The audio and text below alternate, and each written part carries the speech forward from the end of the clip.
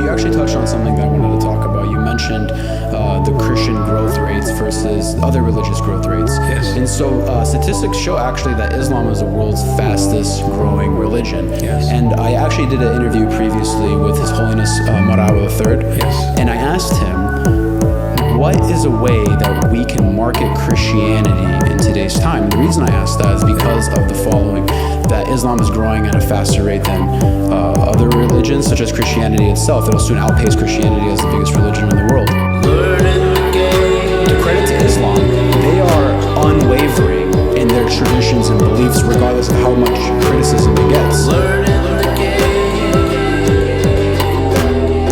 But we see today in this culture, especially in America and Western societies, where, as Patrick Bet-David says, the Christians are too tolerant now. He doesn't like the tolerant Christians now because we're hanging up the rainbow flags in the churches. We're allowing women preachers and pastors to come into the churches and raza and masses. What ways can we market Christianity better?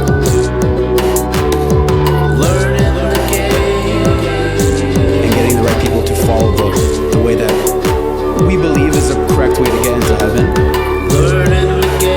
and not compromise those traditional values and institutions and rules that God gave us from Jesus Christ. Okay. The problem of the church in the 21st century. And let me take you more so specifically to the book of Revelation, the last book of the New Testament and of the entire Holy Bible. The Lord Jesus pre-warned us what will happen to His beloved bride, the church. And when you read in Revelation chapter 2 and 3, when it talks about the 7 churches in Asia, but the 7 churches we don't take them as 7 churches, but they are the 7 stages, which the only beloved church of Christ, because the Lord has only one church. Since the church is His body, then His body is one.